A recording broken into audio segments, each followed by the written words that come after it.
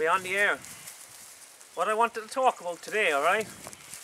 This is my 4th train of thought video today, and it's a beautiful day today here up in northern Victoria.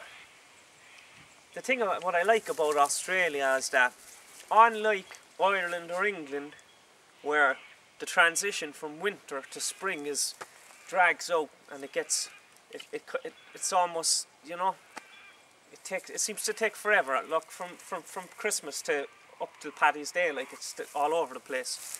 But over in Australia, the transition is up where we live up here. It's like one day it's wintry, which isn't too bad over here anyway, really. And then you wake up and another day and it's just lovely and mild, and you know spring isn't too far away on a day like today. It's really nice. We're down in the local woods. We're just on the edge of the woods there. Is the camera even pointing at me? Yeah. So we're just on the edge of the woods, right by the Murray River, behind Angela there, look. She does a spin around. That's like Australia's version of the Mississippi. So back to the topic after Angela shows you a little bit of the woods and the scenery. As you can see, the bush, and off over that way there too, darling. I introduced Angela and the girls to the game called Manhunt when I moved in with Angela, and we had a game of Manhunt here almost 2 years ago to the very day. We lit a campfire over there underneath the trees and we played Manhunt at about midnight, and it was a really good crack. It was freezing. It was freezing. How would you ever get off out of it? But anyway, right, my train of thought for today is actually a few different topics, alright? A few different topics. Right? Angela's always doing pointing. You want to tell me what you want me to do, darling? Do you want me to move? Alright. My first train of thought is accents, okay? Now, I was born and raised in Cork City, Munster, Ireland, the south of Ireland, okay? And Cork City, for those of you people who don't know Cork City, is a city that's divided in two by a river, the River Lee, which divides the city into north and into south. The city centre itself lies on an island in the middle, and then the south side and the north side lie on either side of it. Now, generally speaking, the north side and suburbs of the south side, which are close to the city and a little rough, like Mahon, parts of Blackrock, Greenmount, Toker and Ballyfihan on the south side, and then generally the majority of the north side, okay? From Knocknaheeny right the ways across to Mayfield and all the way down to Blackpool and Patrick's Hill area there too, right? They have a real thick Cork accent, which is kind of like, alright Fiend, what's the story, do you know what I'm saying? Like, fucking hell man, I'm telling you, like, fucking got locked drunk there last night with all the boys and fucking rode the whole off this block. And then, you know, where I come from, Grange, Douglas, Frankfield, Rochestown, Turner's Cross, we kind of have a Cork accent, but it's not as thick and as common as those neighbourhoods I just talked about. Now what gets me is, I went to secondary school with guys from Grange and Douglas and the suburbs I mentioned, where we don't have that as thick a Cork accent, and they used to talk like this in school. They were lovely pupils, you know, and they used to kind of talk like this. Yeah, you know, yeah, I'm from Grange, blah blah blah. Then all of a sudden, when we went into our teens, like 13, 14, 15, and you know, you kind of go your separate ways and you hang out with different people, I bumped into these boys who I grew up with and who I went to secondary school with, who talked like this. And all of a sudden they're walking around the place like, alright boy, what's fucking going on here? Fake accents.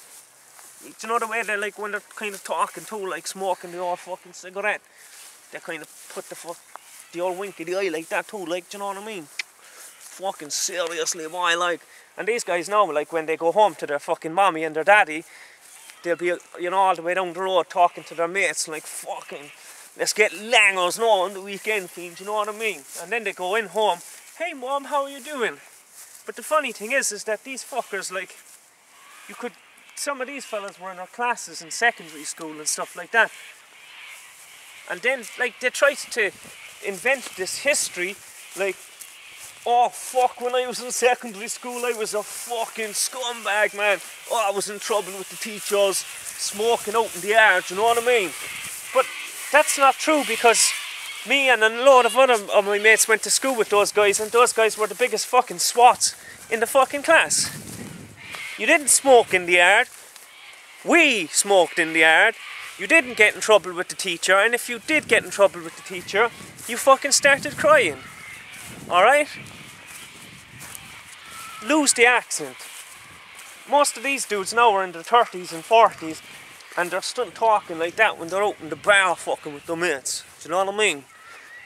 Deep down, like, that's not the fucking accent they have. They weren't born with it, and they certainly as hell don't have it. It's still put on. It must hurt every day to talk like that, knowing that that's not the way you should be talking. It's like another thing, like, now that we're on the topic of accents, alright? When I was over in America, the United States of America, there were Irish boys over in the United States of America, alright? I'll take off the hat there because it's a lovely day. Irish boys over in America for 1 year. Or I know other Irish boys, other fellas who go to England and they're in England for fucking a year, right? And then they come home and they're like, alright mate, how you doing guys? Alright, you know? And like, come on now, you know? Let's be fucking honest here.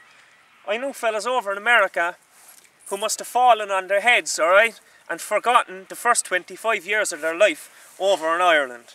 Okay? Because these cunts, after fucking 1 year in America, sorry about the C word, my wife is giving me a dirty look there. But these guys, after 1 year in America and a quarter of a century in Ireland, okay, are like, awesome dude, you want to get a couple of beers after work, man? Wicked awesome. You watching the ball game tonight, man?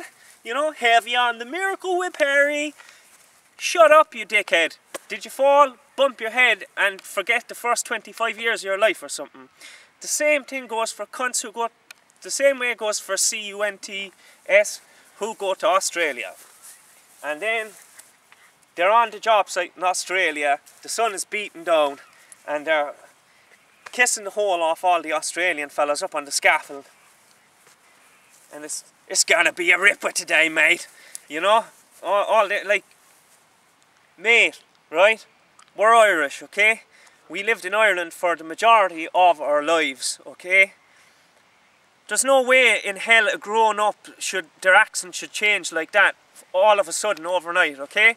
You're putting that shit on, okay?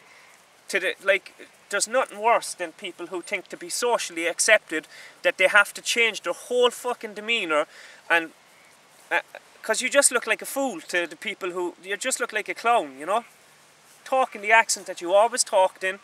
You don't have to fucking give it any of that sham, do you know what I mean? Like, boys, we're grown fucking adults, you know? It's all well and good to rep your city and stuff like that. I love repping my city. You know, I love telling people about Cork because Cork is a wonderful place. It can bring out the bad in you as well because of the weather and stuff like that. But the place is a place of magic. Hills, cathedrals, the river, parks, the culture, the chippers, the bars, you know, the people, the Echo Boys on the corner.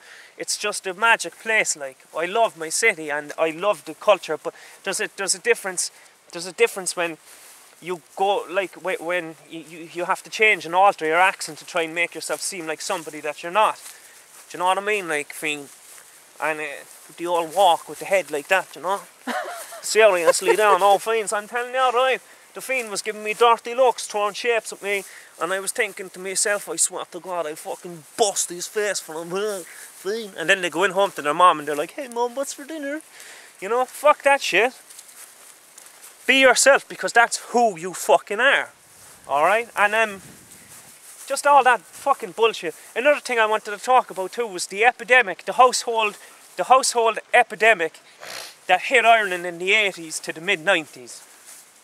What's the household epidemic? Chances are, if you were a brickie, a carpenter who done wooden floors, a kitchen fitter, a window installer, or a fellow who sold electrical appliances in Ireland in the 80s or the mid-90s, you made your fortune, okay? Because over in Ireland, we got obsessive compulsive disorder with household epidemics. What is a household epidemic? Let's do the 360 pan there while I tell you what a household epidemic is. A household epidemic, first in the 80s there was the extension epidemic. What is it? For those of you in the United States, I think you call it conversion.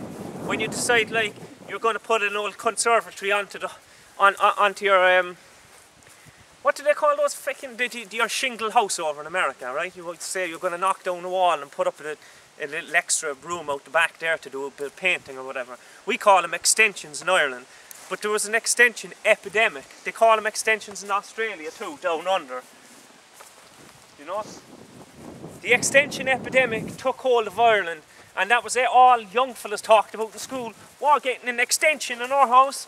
Well, my mum and dad are getting an extension too. The extension epidemic was fucking unreal. It was like, do you know, man, it was like a plague. It took hold of everywhere. Like, families were fucking borrowing from banks and credit unions and doing all sorts of fucking things to keep up with the Joneses and get the extension, alright? Then after the extension was the deep fat fryer epidemic. The deep fat fryer epidemic. Usually in any part of the world, people just have a deep fat fryer, but they get a deep fat fryer. It's just like buying the newspaper. You don't really talk about it. But in Cork, fucking the deep fat fryer, man. Did you get a deep fat fryer? Fucking hell, man, there's a job. Fucking onion rings, chips, fucking Donegal catch. Then sort of fellas who were selling home appliances, like, were just looking at this unfold in Cork City and thinking, ching ching. So as I'm saying, right, the construction fella made a killing off the extension epidemic. Then there was the deep fat fryer epidemic. Then after the deep fat fryer epidemic, there was the toasted sandwich maker epidemic. The toasted sandwich maker epidemic was like a fucking cure for cancer. Did you hear about the toasted sandwich maker? Yeah, that's when you put a slice of bread with a bit of cheese on it in the oven and... Nah, fucking hell, you gotta get yourself a toasted sandwich maker. This thing, like you butter the bread, you put the cheese into it with a little bit of ketchup and chuck it in, man, it's fucking decent, boy. Toasted sandwich maker epidemic. Then after the toasted sandwich maker epidemic came the wok epidemic. The wok. Every fucking family in Cork City, from the north to the south, was having a fucking stir fry about fucking 6 nights a week. When we found out what a wok was. Then came the kitchen fitters fucking money making time. Ching ching! The fitted kitchen. The fucking fitted kitchen. One person on the terrace gets a fitted kitchen. All of a sudden, the whole of Cork City are getting fitted kitchens. The fitted kitchen. So if you were having a stir fry in your fitted kitchen back in 1990 something, chances were you were doing a good job of keeping up with the Joneses, alright? I feel like I'm Huckleberry Finn again here now. So, like, if you're having a stir fry in your fitted kitchen in 1991, 2, 3, 4, 5, you were cool, okay? Then the fitted kitchen fad died out when everybody had one. It was old news. And then it was the double glazed windows. The epidemic of the double glazed windows. Slowly but surely, window companies started pulling up at the housing estates, and the whole face of the housing estate and the terrace changed. Then after that, there was the wooden floor epidemic and the wooden gate. Epidemic, epidemic, epidemic. But anyway, look, I'm done with epidemics. That's just what was been on my mind today. My beautiful dog and my lovely wife. Showed them the lovely woods. Bella, hey, how you doing? But it's a nice day here today. It's a good, it's 16, 17 degrees, and the weather looks like it's changing. We'll be camping soon. Slán leat, agus go raibh maith agat.